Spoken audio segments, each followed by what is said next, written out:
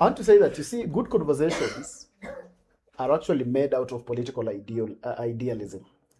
But political progress and transformation is on the account of political reality.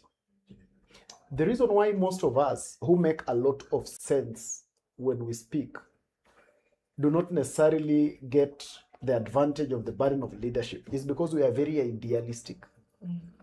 And most of the time we imagine the problems of the people. And then most of us think that because you sit at such a privileged place, the people are stupid. And that's why there was a very good question that my younger sister asked and said, if we are going to vet these people, what about those ones in the villages? The question is anchored on an imagination that the people in the villages rank lower than the rest of us. But you'd be surprised that actually sometimes the people who are making better decisions for this country are in the villages more than those of us here. Because it's those of us who are educated that cannot have a decent conversation around the finance bill without one term and two term. But for them, when you explain to them and make them understand, they're able to say, wait, okay, fine, then we can go that direction. But for you, when I'm talking to you and I'm showing you that this is actually a better way to go, after you feel like I have convinced you, you are very quick to tell me, but unajua mimi ni wa want. Very true. So at the end of the day, it is not necessarily that it's not necessarily that those people in the villages are actually the ones who are wrong. In fact, by statistic, in every Kenyan election, over 60% of parliamentarians don't come back. Over 60%. What does that tell you about that voter? It tells you that they actually make decisions. They actually recall their members of parliament. They actually make decisions. But the problem is that we imagine that what we know is all that everyone else is supposed to know. And when they deviate from it, we think they are wrong. And most of the time, that is actually the problem. So I'm inviting us to be very politically realistic when we are looking at these issues. Because when we are politically realistic, we will be able to understand that, one, it's a political reality that some sections of Kenya have been marginalized and disadvantaged from our history, from independence. It's a fact. When we accept it as a fact, we can start moving towards how do we solve the problem. But when we hide behind English words and say, no, we are a nation, we should not be discussing those things, we need to be moving forward. It's good tabloid, it's good for thesis paper, but it's not the reality. And that's why people who are lower in IQ than all of us win elections, because they attack practical problems, but we attack idealism. Clock it. Profound. So we must be able hapo sijashika vizuri. So we must be able to move ourselves and start addressing issues of the people in their reality, not in our imaginations. A friend of mine who comes from Kisii, but stays in the US, once came and told me that he wants to be a member of parliament. And I asked him why, and he told me it's because staying abroad, he has learned that it's good for children to have digitized ways of education. So the computer ways and all that. And he told me that was his motivation why he wanted to be a member of parliament. And I felt it is very difficult for me to tell this gentleman that this might not work. But I told him, let's go to the ground and have a feel. Yeah. Then this gentleman, when he got to the ground and started realizing that some children are going to school under a tree and his agenda is computer, he started seeing how far he is from political reality. As quickly as he came, that's how he went back, and I've never seen him talk about the politics again. So I'm just inviting us that let us be politically realistic. When we are realistic, we'll be able to interrogate and ask ourselves the questions that my friend here is asking. When we talk about police brutality, when we talk about killings in the streets, when we are politically realistic, we'll start asking ourselves, it happened in the Wagala massacre. It happened in Kisumu during the opening of the Russia hospital. It happened in the post-election violence. It happened under Kibaki. It happened under Uhuru. It is still happening. So, how come something is not changing? Then we'll realize that emotions is not going to change, because every time it happened, people are annoyed. Yeah. And they are very emotional.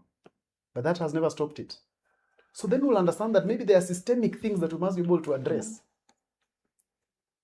Then we'll go down to the reality of exactly, okay, fine, these demos, how do they happen? Then we'll become realistic ourselves and tell ourselves, but the way, sometimes we go to the demonstrations and then we see shops being looted, right? And after the shops are being looted, our media will cover and say shops are actually being looted, right? But when someone is gunned down or someone is shot or someone is injured, we change that and call it that person a peaceful protester. It's also reality. And I'm not excusing the fact that we have genuine protesters who die in the street. Yeah? But I'm just saying, isn't this also a reality? That we have the shop looted, sometimes the person who is even a goon who is looting the shop, but the moment that person gets hurt, the title changes. Peaceful protest. It's called a peaceful protester. So then when we're doing statistics, we say 100 people. We don't categorize and say 67 peaceful demonstrators were gunned down and 32 goons. So we lump it up and then it becomes the average and then it's everybody. And then we face the reality, we'll be able to ask ourselves, how do some of us behave when we are also on the street? Don't some of us stop ambulances from moving? That is always the first step.